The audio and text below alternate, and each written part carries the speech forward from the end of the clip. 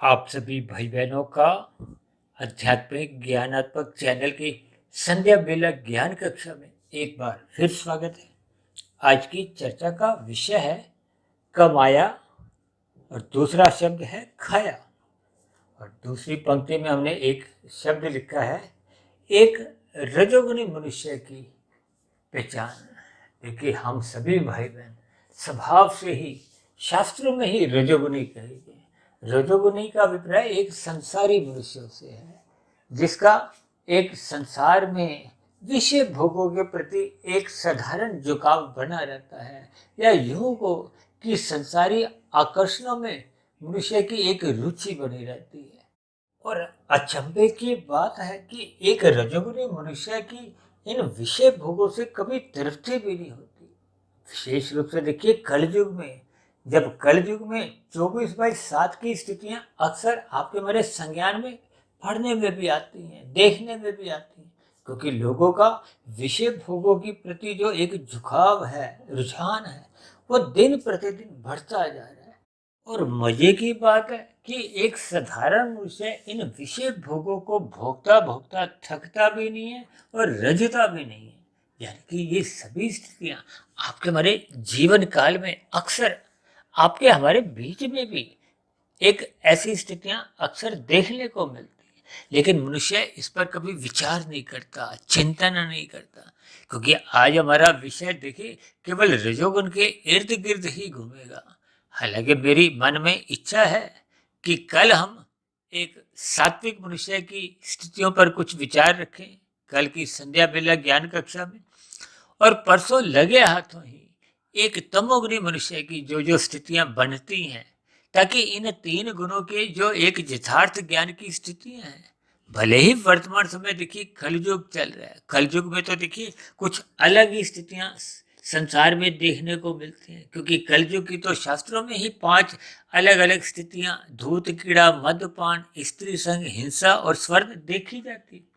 जबकि आज कलयुग में देखिए एक राजसी मनुष्य अपने आप को तमोगुणी कहलाने से कोई संकोच नहीं करता का अभिप्राय उसकी एक जो वृत्तियां हैं वो सहज ही एक तामसी बनती है। इसके पीछे का कारण क्या है कि राजसी मनुष्य के पास ही ये तमोगुण की स्थितियां हैं, रजोगुण से सतोगुण धुरी पे है।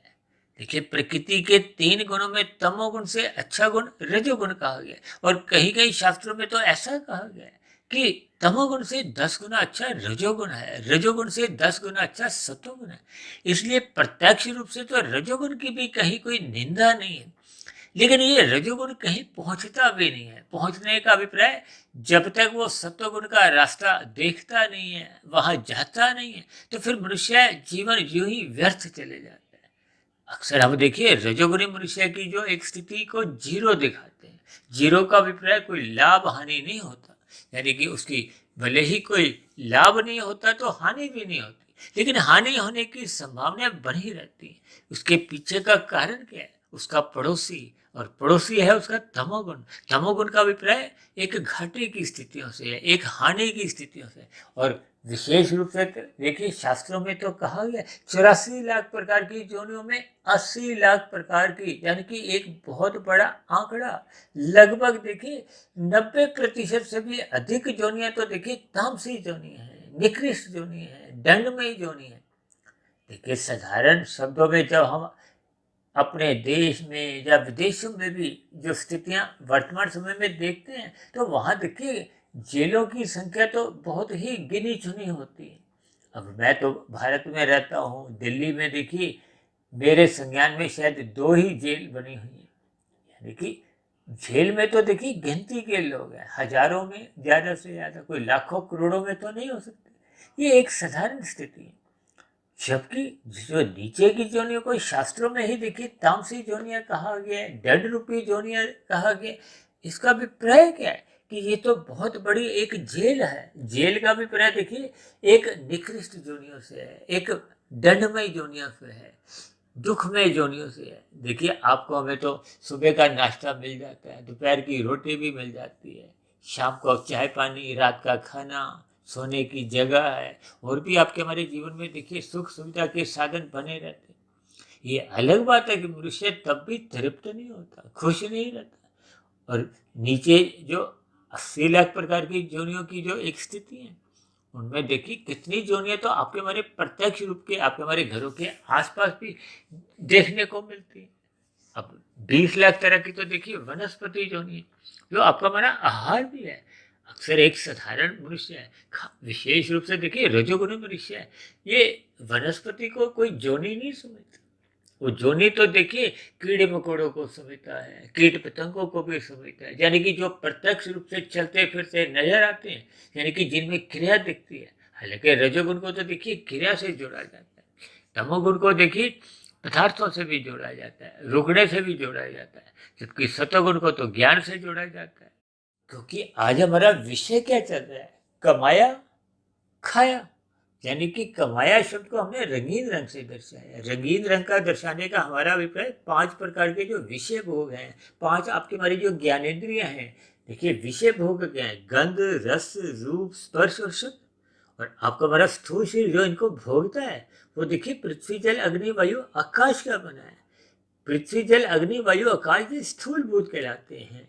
इन भूतों का जो कारण है, देखिए पृथ्वी का कारण क्या है, गंध, जल का कारण है रस, अग्नि का कारण है रूप, और वायु का कारण है स्पर्श, और आकाश का कारण है शब्द। एक बार हमने चर्चा की थी ना, ये प्रकृति प्रलय के ऊपर, कुछ ब्रह्मांड के ऊपर भी। तो ये जो शब्द के साथ ही जो एक आकाश तत्व की उत्पत्ति होती है, शास्त्रों में देखिए इनको भी देखिए एक तामसी तमोगुण से जोड़ा गया है। ये तामसी अहंकार से उत्पन्न होते हैं, लेकिन आज हमारा वो विषय नहीं है। और अक्सर हम कहते हैं ना कि ये जो ओम की जो ध्वनि है, उसी ओम की ध्वनि से ही ये प्रकृति का एक पसारा आरंभ होता है, परिवार आरंभ होता है। ये देखिए कुछ स्थितियां भावार्थ रूप में आपको में समझ नहीं होती है, क्योंकि आपका हमारा जो शरीर है, ये देखिए पृथ्वी जल अग्नि वायु आकाश का बना है, ये स्थूल भूत कहलाते हैं। अक्सर जब किसी की मृत्यु हो जाती है, शमशान घाट में उसके एक शव को, मृतक शरीर को जो जलाया जाता है, तो अक्सर ये कहने में सुनने में आती है बातें कि 5 तत्वों का बना था। ये 5 तत्व क्या है, पृथ्वी जल अग्नि वायु आकाश, यानी कि ये जिन तत्वों का बना था, जलने पे उन्हीं तत्वों में ही लीन हो गया। ये जो स्थूल शरीर बना था, इसका अभिप्राय क्या है, क्योंकि आपके बारे स्थूल शरीर माता के गर्भ में एक निर्माण प्रक्रिया 9 महीने 9 दिन की शास्त्रों में कही गई है।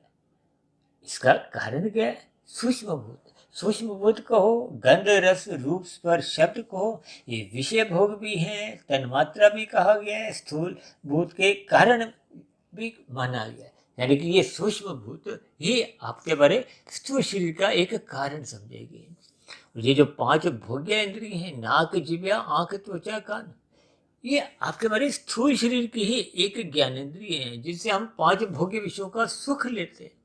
और इसी तरह स्थूल शरीर की 5 कर्मेंद्रियां हैं, हाथ पैर वाणी लिंग गुदा। देखिए हाथ पैर वाणी से ही हम धन कमाते हैं। ये जो 4 पुरुषार्थ हैं, धर्म अर्थ काम मोक्ष, मैं तो अक्सर देखिए मोक्ष को अपने जीवन का एक लक्ष्य है, यानी कि ये आपके हमारी एक मंजिल है, और शेष 3 के हैं वो पुरुषार्थ हैं। यानी मंजिल को पाने के लिए कहो, परमात्मा को पाने के लिए कहो, आनंद की प्राप्ति के लिए कहो, क्योंकि हम जो विषय भोगों को भी जो भोगते हैं दिन प्रतिदिन, जिसके लिए हम पुरुषार्थ करते हैं, आपका हमारा लक्ष्य क्या है, सदा ही सुख प्राप्ति के लिए, यानी कि सुख प्राप्ति करने की आपकी हमारी एक प्रवृत्ति है, स्वभाव है। इसी के लिए ही हम दिन भर क्रियाएं करते हैं। और दूसरी क्रियाएं क्या है, यदि कोई दुख आ जाता है तो दुख से हम निवृत्ति चाहते हैं।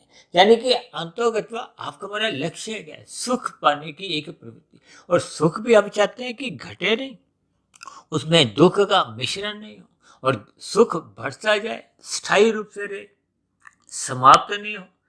जबकि शास्त्रों में तो देखिए माया को, या माया के ये जो 3 गुण है, तमोगुण रजोगुण और सतोगुण, इनको देखिए जड़ कहा गया। जड़ में अपने आप कभी कोई क्रिया नहीं होती, ये तो परमात्मा की ब्रह्म शक्ति जो सर्वव्याप्त है, वो इनमें क्रिया लाती है। तो ये प्रकृति की एक व्यवस्था चलती है, या यूं को कि एक व्यवस्था के अंतर्गत आपके हमारे तीनों शरीर काम करते हैं, क्योंकि हमारे आपके तीन शरीर हैं, स्थूल शरीर, सूक्ष्म शरीर और कारण शरीर। ये जितने भी अभी हमने क्रियाएं या ज्ञानेंद्रिय और कर्मेंद्रियों की बात की, ये तो स्थूल शरीर के स्तर पर है। ये स्थूल शरीर के भीतर आपका हमारा एक सूक्ष्म शरीर है, जिसमें 5 सूक्ष्म भूत यानी कि विषय भोग है, 5 ज्ञानेंद्रियां जो इनको शक्ति प्रदान करती हैं, नाक, जिह्वा, आंख, त्वचा, कान को। इसी तरह 5 कर्मेंद्रिय हैं जो स्थूल रूप से हाथ, पैर, वाणी, लिंग, गुदा को शक्ति प्रदान करते हैं। और इन कर्मेंद्रियों और ज्ञानेंद्रियों के ऊपर है एक मन, और मन के ऊपर है एक बुद्धि तत्व। ये 5 5 5 यानी कि 5 भोग विषय, 5 ज्ञानेंद्रिया, 5 कर्मेंद्रिया और एक मन बुद्धि, ये 17 तत्वों का आपका हमारा एक सूक्ष्म शरीर है। ये सूक्ष्म शरीर के भीतर आपका हमारा एक कारण शरीर है। ये कारण शरीर के में देखिए, हम जो भी क्रियाएं करते हैं, वो एक स्टोर रूम को हो, आपका हमारा सिम कार्ड को हो, लेखा जोखा को हो, किन्हीं भी परिस्थितियों में आप इसको एक नाम दे सकते हो। शास्त्रों में तो इसको देखिए कारण शरीर कहा गया है, जिसका नाम ही देखिए कारण है। इसी कारण के कारण ही आपके हमारे स्थूल शरीर रूपी ये कार्य दिखाई देते हैं, यानी कि 84 लाख प्रकार की योनियों के ये स्थूल शरीर है। भले ही आपको वे सभी स्थूल शरीर तो प्रत्यक्ष रूप से दिखाई नहीं देते, देखिए चींटी तक आपको दिखाई देते हैं, या चींटी से भी बहुत छोटे जो जीव हैं वो कभी कभी हम देख पाते हैं, दूरबीन से भी देख पाते हैं। और ऐसे कितने ही जीवाणु हैं जो आपको हमें दूरबीन से भी देखिए दिखाई नहीं देते। ये भी आज हमारा कोई विषय नहीं है। इन सभी स्थितियों पर मनुष्य को विचार करना चाहिए, लेकिन रजोगुणी मनुष्य की देखिए इन दार्शनिक स्थितियों पर या वैज्ञानिक स्थितियों पर विचार करने का कोई उसको रुचि नहीं होती। उसकी तो विषय भोगों को अधिक से अधिक भोगने की रुचि होती है। जबकि शास्त्रों में देखिए रजोगुणी मनुष्य की कहीं भी कोई निंदा नहीं की गई, लेकिन ये रजोगुणी मनुष्य का देखिए तमोगुण में गिरने की संभावनाएं बननी आरंभ हो सकती हैं। इसी संभावना को समाप्त करने के लिए शास्त्रों में विभिन्न प्रकार के कर्मकांड रचे गए हैं। कर्मकांड करते रहने से ही राजसी मनुष्य तमोगुण में गिरने से बच सकता है।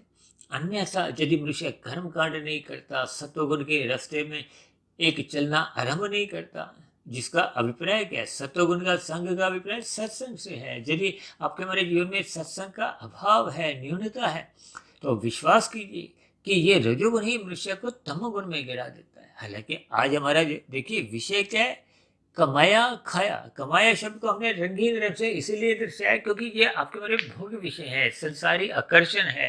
ये स्त्री पुरुष का जो आपसी आकर्षण है, ये भी रजोगुण के कारण ही, यानी कि रजोगुण में क्रियाएं होती हैं। इसीलिए तो हमने देखी इसको एक रंगीन रंग से दर्शाया। जबकि खाने को हमने देखी, ये जितने भी पदार्थ है, ये तो आपका हमारा स्थूल शरीर हर रोज सुबह नाश्ता करता है, फिर 2 4 5 घंटे बाद फिर उसको भूख लगती है, फिर दोपहर की रोटी खाते हैं हम, फिर 4 6 घंटे बाद फिर हम भूखे होते हैं। देखिए आपका हमारा स्थूल शरीर को कुछ ना कुछ चाहिए।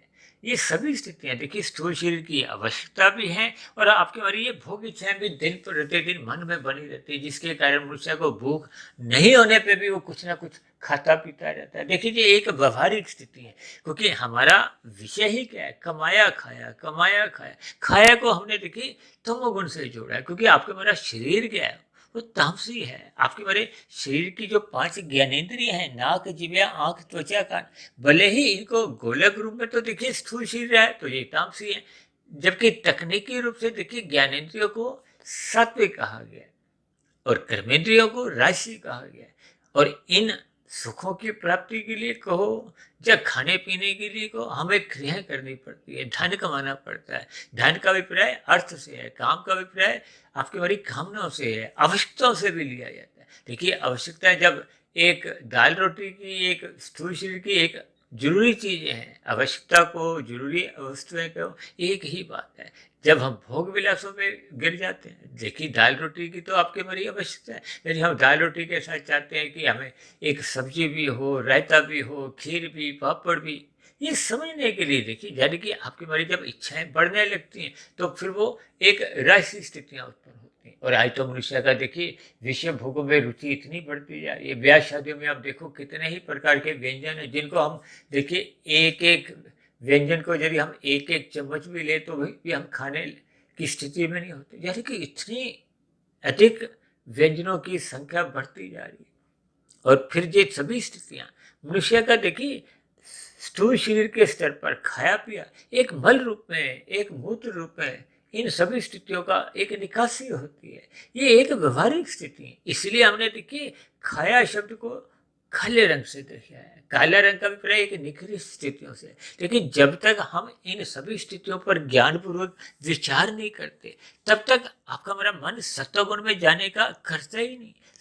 क्योंकि मनुष्य योनि को देखिए कर्म योनि के साथ साथ एक साधना योनि का एक अवसर कहा गया। यदि मनुष्य सत्वगुण में ही स्थित नहीं होता, तो फिर परमात्मा जो कि एक विशुद्ध सत्वगुणी सत्ता है, उसको पाने का मनुष्य का फिर लक्ष्य ही नहीं बनता। जब लक्ष्य ही नहीं बनता, तो फिर मनुष्य योग की स्थिति को, साधना की स्थिति वो आरंभ ही नहीं होती। तब ऐसी स्थिति में मनुष्य का जो एक जीवन है वो राशि बना रहता है। और राशि जीवन में देखिए कब मनुष्य प्रमाद में आता हुआ तमोगुण में गिर जाता है, यानी कि उस राशि विषय भोगों की प्राप्ति के लिए जब वो व्यसनी बढ़ जाता है, उन विषय भोगों को भोगे बिना रह नहीं पाता। और जब वो उन विषय भोगों की प्राप्ति के लिए आवश्यक कर्म कर नहीं पाता, क्योंकि आपके मेरे सभी स्थितियां कर्माशय की वो कर्मफल सिद्धांत के अंतर्गत ही फल देने लायक बनती है। यानी कि जो हम कहते हैं ना कमाया और खाया, कमाया का अभिप्राय कर्म करने से है, खाने का अभिप्राय देखिए फल की स्थितियों से है। ये सभी स्थितियां आपको भी ज्ञानपूर्वक समझनी होगी। यदि हम कर्म और फल के साथ ही जुड़े रहते हैं, यानी कि रजोगुण में हम कमाया और खाया तक ही जुड़े रहते हैं, तो आपके हमारे जीवन में आध्यात्मिक उन्नति के कोई दरवाजे नहीं खुलते। जबकि शास्त्रों में तो बार बार कहा गया कि मनुष्य योनि पाकर सतोगुण में जाने का आपको में एक अवसर है। इसलिए तो कहा गया कि यदि मनुष्य सत्संग नहीं करता, तो संभावना है कि मनुष्य में पशु वृत्तियां पनपने लगेंगी। ये पशु वृत्तियां क्या है? जब मनुष्य राशि विषय भोगों के लिए निकृष्ट कर्म कर जाता है, निषेध कर्म कर जाता है, तामसी कर्म कर जाता है, तो फिर मनुष्य की वो अधोगति की स्थितियां बनती हैं। मनुष्य में पशु वृत्तियां पनपने लगती हैं। ये पशु वृत्तियां ही मनुष्य से निषेध कर्म करवाती हैं, पाप कर्म करवाती हैं, जो मनुष्य को फिर जीरो से प्लस की ओर ना ले जाकर माइनस की ओर, घाटे की ओर, हानि की ओर ले जाती। तो इन सभी स्थितियों से बचने के लिए आपको में जीवन में सत्वगुण का संग करना होगा, सत्संग करना होगा, रात को जल्दी सोना होगा, ताकि विषय भोगों की जो वासनाएं हैं, मोहात्मक स्थिति हैं, उनसे मनुष्य बचता हुआ सुबह ब्रह्म मुहूर्त में उठे। ब्रह्म मुहूर्त में उठने मात्र से जब आपका मेरा संस्कार बनने लगता है, तो दिन में जब रजोगुण की स्थितियां होती हैं, जब आपका मेरा मन अधिक से अधिक विषय भोगों की प्राप्ति के लिए भागदौड़ करता है, हाय तौबा करता है, उन स्थितियों पर एक अंकुश लगाया जा सकता है। यदि मनुष्य का सत्वगुण नहीं, ये सत्वगुण एक ब्रेक है। जैसे जिस वाहन को, स्कूटर गाड़ी को हम चलाते हैं, यदि उसमें ब्रेक नहीं हो, तो फिर रुकने की संभावना ही नहीं है। तो फिर वो भागेगी भागेगी तो दुर्घटनाएं करेंगी। ये सभी स्थितियों पे भावार्थ आपको में समझनी है। आपका हमारा जीवन भी एक गाड़ी के समान है। ये गाड़ी में यदि सत्संग नहीं है, सतोगुण की स्थितियां नहीं हैं, ज्ञान की स्थितियां नहीं हैं, तो रजोगुण में तो देखिए आपका मेरा जो बुद्धि का स्तर है वो धुंधला होता है। धुंधला का अभिप्राय जो हम क्रियाएं आज कर रहे हैं, भविष्य में उनका क्या परिणाम आएगा, वो ज्ञान की न्यूनता के कारण या धुंधले ज्ञान के कारण या राशि बुद्धि के कारण आपके हमारे कार्य को, कर्म को, वो आधे अधूरे होते हैं। यानी कि उसमें कुछ धार्मिक कर्म भी हो जाते हैं, अन्यथा धर्म के बिना, सत्वगुण के बिना फिर आपके मेरे काम, कार्य, कर्म ये निकृष्ट होने की संभावनाएं रहती हैं, यानी कि तमोगुण में गिरने की संभावनाएं रहती हैं। इसीलिए रजोगुणी मनुष्य को तमोगुण में गिरने से बचाने के लिए विभिन्न प्रकार के कर्म कांड रचेगी। उन कर्म कांडों को जब हम ज्ञान पूर्वक करते हैं, तो आपका हमारा सत्वगुण भी बढ़ता है, परमात्मा का ज्ञान विज्ञान समझ में आने लगता है।